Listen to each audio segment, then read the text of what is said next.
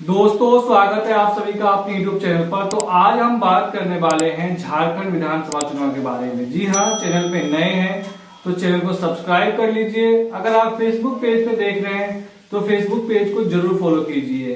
तो आज हम बात करने वाले झारखंड विधानसभा चुनाव के लिए दो सर्वे एजेंसी ने सर्वे किया है और इन दोनों सर्वे एजेंसी में किस पार्टी को बहुमत मिल रही है, कौन पार्टी चुनाव हार रही है, इन तमाम चीजों के बारे में हम बात करेंगे। साथ ही साथ ये भी बताएंगे कि किस गठबंधन को कितना प्रतिशत वोट शेयर मिल रहा है, किस गठबंधन को कितना प्रतिशत कम मिल रहा है, किसको कितनी सीटें मिल रही है। तो आज हम इन्हीं चीजों के बारे में बताने वाले हैं। तो सबसे पहले सर्वे एजेंसी है, उसका नाम है इलेक्टोरल एज। इलेक्टोरल एज ने मेगा प्री पोल सर्वे किया है झारखंड के अंदर, और झारखंड के अंदर उन्होंने बताया है, आपको बता दूं कि झारखंड के अंदर कुल 81 विधानसभा सीटें हैं और 2 चरण में विधानसभा चुनाव हो रहे हैं। यहाँ पर जैसा कि आज हम वीडियो रिकॉर्ड कर रहे हैं तो वहां पर विधानसभा चुनाव हो रहे हैं पहले चरण का। तो हम बात करें पहले बीजेपी की, तो बीजेपी यहाँ पर सिंगल लार्जेस्ट पार्टी बनती हुई दिख रही है इलेक्टोरल एज के हिसाब से। बीजेपी को 81 में से 30 सीटें मिलने का अनुमान जताया है इलेक्टोरल एज के सर्वे ने। जबकि बात हम अगर सत्ताधारी जीएमएम की करें तो जीएमएम जो है यहाँ पर 28 सीटों के साथ दूसरे नंबर की पार्टी बनती हुई दिख रही है। बता दूं आपको कि अभी झारखंड के अंदर जीएमएम और कांग्रेस पार्टी की सरकार है और जीएमएम इस बार ज्यादा सीटों में चुनाव लड़ रही है। उसके बाद तीसरे नंबर की अगर पार्टी बताऊं तो यहाँ पर है कांग्रेस पार्टी, 13 सीटें मिलती हुई दिखाया गया है इनको। यानी पिछली बार कांग्रेस पार्टी के पास लगभग 17 सीटें थी, लेकिन इस बार 13 सीट यानी 4 सीटों का नुकसान। वैसे ही जेएमएम के पास 30 सीटें थी, लेकिन इस बार 28 सीटें, उन्हें भी 2 सीटों का नुकसान होता हुआ दिख रहा है। और बात करें तो बीजेपी की, तो बीजेपी के पास पिछले चुनाव में 25 सीटें थी, लेकिन इस बार 5 सीटों का उन्हें फायदा होता हुआ दिख रहा है। उसके बाद अगर हम बात करें झारखंड में एजेएसयू की, तो इसे 3 सीटें मिलने का अनुमान जताया है और साथ ही साथ अदर्स यानी इंडिपेंडेंट कैंडिडेट जो है, जो काफी महत्वपूर्ण भूमिका निभाने वाले हैं चुनाव के गिनती के बाद, वो 7 सीटें जो है वो अदर्स को मिलता हुआ दिखाई गया है।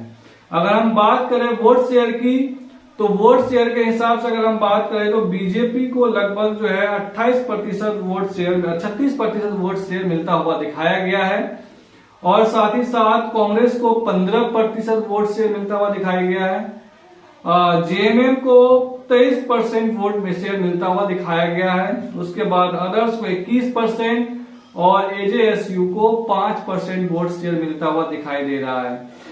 लेकिन ये सर्वे कितना सही है कितना गलत है, ये तो आने वाला वक्त में पता चलेगा, क्योंकि अभी एक और सर्वे के बारे में बताने वाले हैं। तो ये था इलेक्टोरल एज का झारखंड के ऊपर मेगा प्री पोल सर्वे। अगर हम बात करें तो यहाँ पर कांग्रेस और जीएमएम की पार्टी लगभग सरकार बनाती हुई दिख रही है इलेक्टोरल एज के हिसाब से। अगर 81 सीटें हैं तो 42 सीटें लाने की जरूरत पड़ती है, और कांग्रेस और अगर हम जीएमएम को मिला ले तो यहाँ पर लगभग 41 सीटें बन रही है, जो बहुमत से 1 कम है।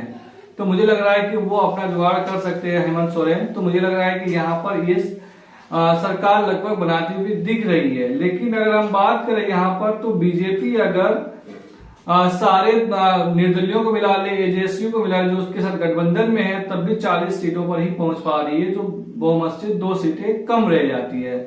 तो ये तो समय बताएगा कि कौन पार्टी सरकार बना रही है झारखंड के अंदर में। अब हम बात कर लेते हैं दूसरी सर्वे एजेंसी का जिन्होंने सर्वे किया है। उस सर्वे एजेंसी का नाम है लोकपोल, जो काफी लोकप्रिय सर्वे एजेंसी है। काफी राज्यों में इन्होंने सर्वे किया है और सर्वे में कई राज्यों में उन्होंने सटीक आंकड़ा बताया है। तो आज इस मेगा प्री पोल सर्वे जो लोकपोल ने किया है, उनका अगर हम बात करें तो उन्होंने एनडीए गठबंधन को 36 से 39 सीटें दिया है। जी हाँ, लोकपोल सर्वे के हिसाब से झारखंड के अंदर एनडीए गठबंधन को 36 से 39 सीटें दिया है। जबकि इंडिया गठबंधन को 41 से 44 सीटें दिया गया। यानी दोनों सर्वे एजेंसी जो है वो लगभग करीब दिख रहा है, और अदर्स को 3 से 4 सीटें उन्होंने दिया है। तो अगर इस हिसाब से बात करें तो लोकपोल सर्वे एजेंसी के हिसाब से यहां पर जो है सरकार इंडिया गठबंधन का बनता हुआ दिख रहा है झारखंड के अंदर। लेकिन बीजेपी जो है वो 30 से 39 सीटें लाता है एनडीए गठबंधन, तो मुझे लग रहा है गठबंधन मेजोरिटी से पीछे रह रहा है, थोड़ा बहुत पीछे रह रहा है, बाकी टॉपल कर सकता है वो तो अलग की बात है।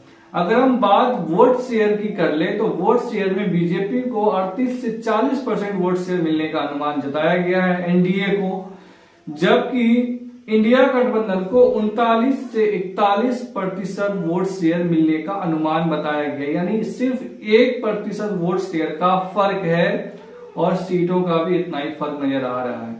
और अदर्स की हम बात करें तो वो लगभग 18 से 20% वोट शेयर ले जाएगा।